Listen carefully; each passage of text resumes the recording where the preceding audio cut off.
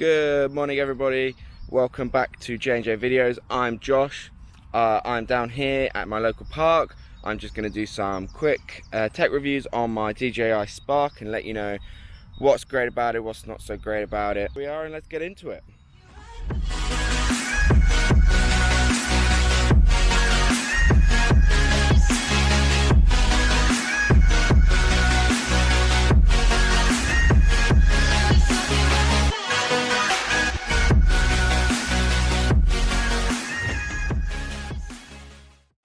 So, as I said, I will be reviewing the DJI Spark. It is their second smallest drone. Starts off around about £450, and for the Fly More package you can get that for £579, which comes with propeller guards, an extra battery, a controller, a carry case, loads of other extra stuff that you will need. So yeah, this is my DJI Spark in Alpine White. I absolutely love this drone, and yeah, let's go fly it.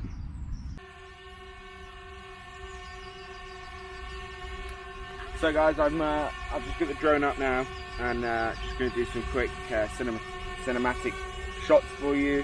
And whilst I do that, I'll explain what it does, how absolutely amazing this drone is, and yeah. So let's go shooting.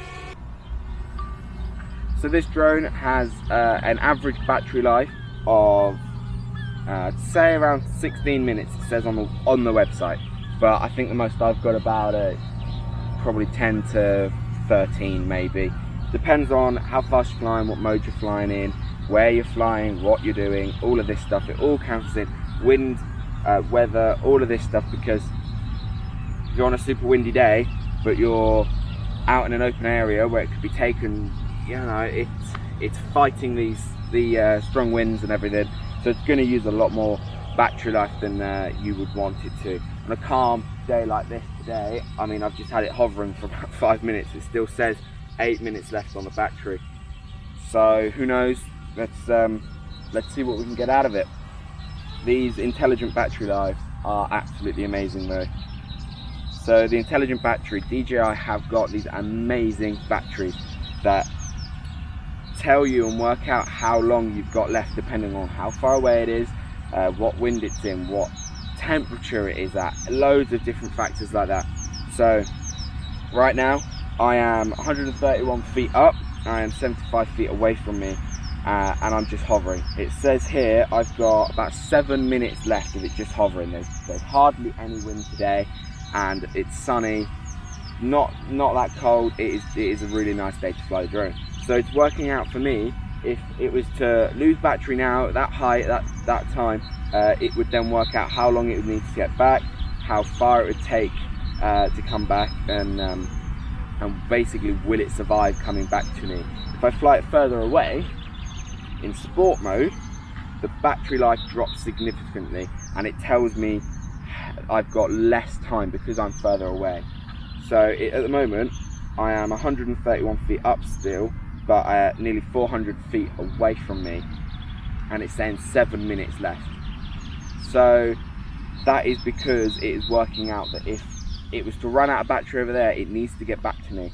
So how long will it take to get back to me, and what will it do when it comes back?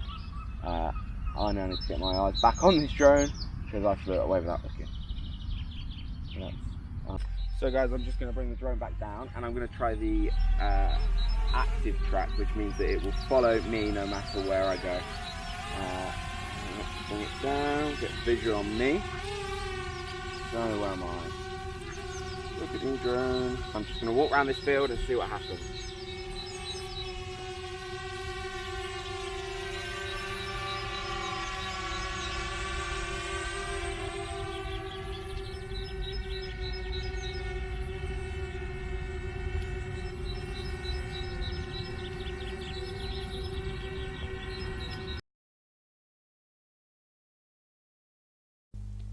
As you can see, the drone stays pretty focused on me no matter where I walk about on the field.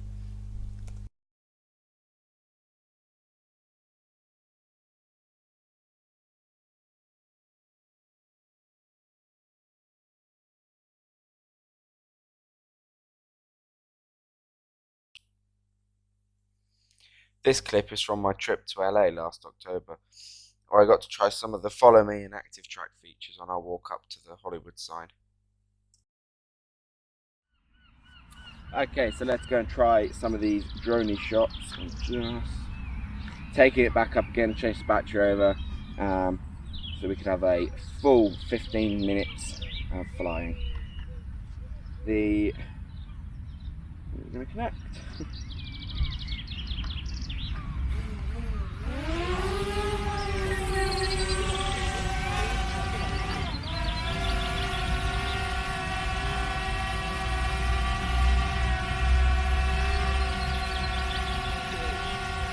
Okay, so I've got it on droney mode. It's just filming me now. I'm just going to wave goodbye. And that drone is now doing all of its stuff by itself. It's just flying backwards and filming me. So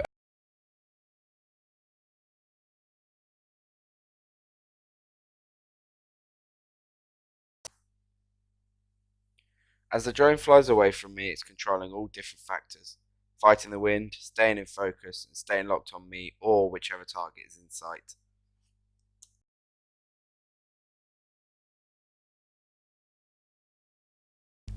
This is an amazing feature, as it means that you can let go of the controller and just see what it does. Takes control on its own and gets some amazing shots. Another feature the drone has is rocket. Same as droney, but this time it goes straight up, capturing everything from a different angle.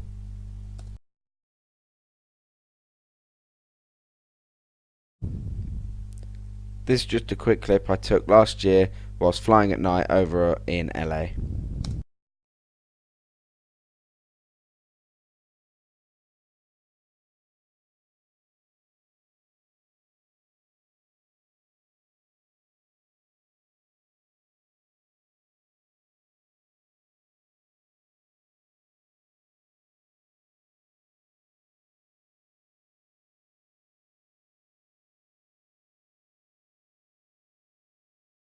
When it comes to flying the drone at night, the quality's okay. Drone flies completely fine, just like normal in daytime. The only problem is the video or the camera with it. Picks up things okay, but sometimes blurry where it's not focused in properly, or different colours distort the image, which isn't very good whilst trying to get some great action shots.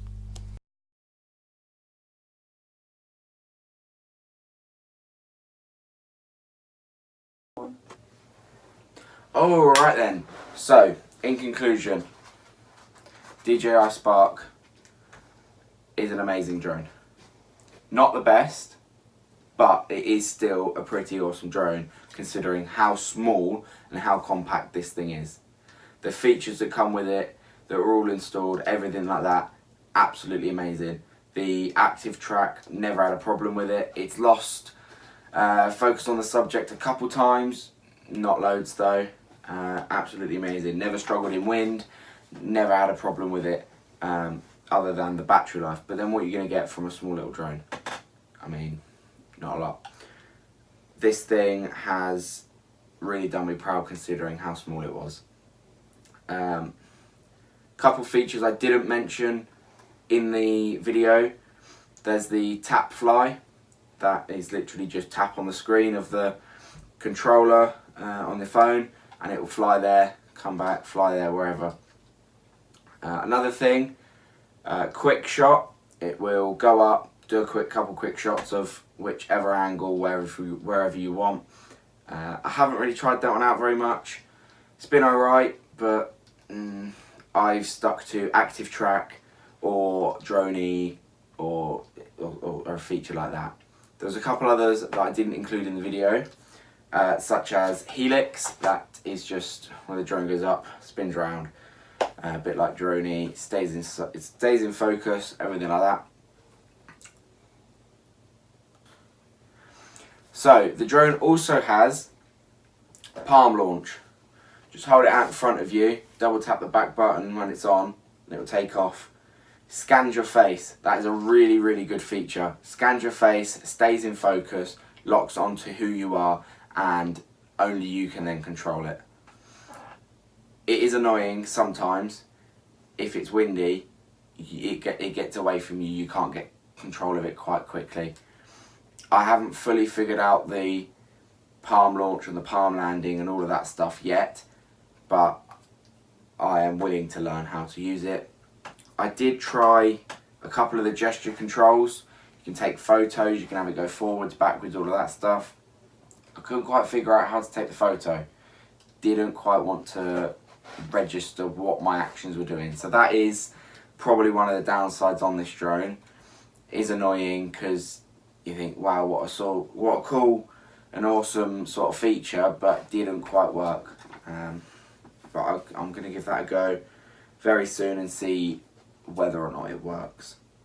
So as I said in the video, there was a part where it was beeping. The video was beeping. That was the drone with the sensors. There's some sensors on the front, sensors on the bottom. They are actually really good. If you're flying towards someone or something, I think it's about 10 feet normally, it will beep and it will stop, and it will detect there is something there. It will tell you, can't go any further, there's something there. Same with if there's something on the bottom, it will beep, it will keep going up until it's away from it. I have actually tried this, and I'll try and find a video of this. There is a part where I have flown this full throttle to someone's face and it has stopped. It really does work. Kind of hoping it didn't work on that video, but it did, which really did amaze me. Did want it to fly into their face, but there we go. So back to the drone. Sensors on the front. You've also got 2-axis gimbal, up, down, quite stable, got a bit of a spring movement in there. But other than that, quality has been quite good with it. Back to the battery life. I've got 3 of the batteries. They have probably lasted me the most of a 13-minute flight. And that is in normal, casual, taking photos, doing a bit of, you know, cinematography, filming, slow action shots. So you can get the most out of them if you're doing slow movement. If you have it in sport mode, which goes up to 31 miles an hour, absolutely amazing. It will drain the battery really quickly if you're zipping about really quick. Then it can zap the battery straight out of it.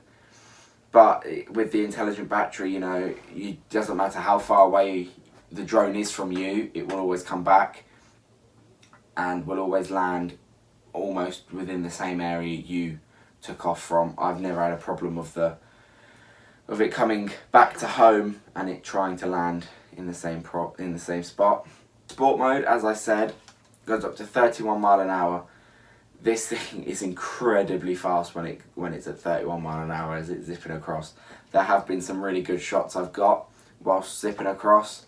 Sometimes I've been a bit, you know, anxious that it might not get back to me, so you just slap it into sport mode, zip it back, it's home, and then you know it's here. Or if you're really just impatient, like going up, down, coming back home, that's what I normally use sport mode for. The only problems with sport mode, it disables all sensors, so unfortunately you cannot fly this at 31 miles an hour at someone's face because it will hit them and do damage to you and the drone, or well, the person and the drone, unfortunately. So let's talk a little bit about the controller. Nice, easy. There's the antennas. Little slot for your phone. So nice joysticks there. Really responsive, really quick, really good. You got record, take a photo, camera up and down on the back there. You got return to home, a pause button which just, if you're flying about and you want to check your phone or something, just press pause. It will just hover wherever it is on the site. You've got an FN button, which means you can program that to whatever you want it to do. And then you have the sport notch there. If you can see that. but just a quick slide across into sport and you're done. So that is the controller. Charges up just through normal micro USB. So as I mentioned earlier, the Fly More pack comes with propeller guards. They just simply slot on there, and then that's the propeller guard on there, nice and easy. Won't do it to all four because it's simple. Charger normally comes with it anyway. With the Fly More pack you get this little 3 charging pod. So this just means you can charge 3 batteries at once in 45 minutes. It is an amazingly fast charger. 45 minutes, 3 batteries charged, back out there again flying. Really, really good. With the Fly More pack it does come with a carry case, but I don't use it. I have this really good little hard shell case that also fits in my Osmo Pocket and the other accessories with it as well, which is really good. But I will be doing another review on that shortly. So thank you so much for watching. I will leave a link in the description below to where you can buy this. I would highly recommend it. But yeah, so come back for more. Please subscribe, like, and that's J&JVideos. Goodbye.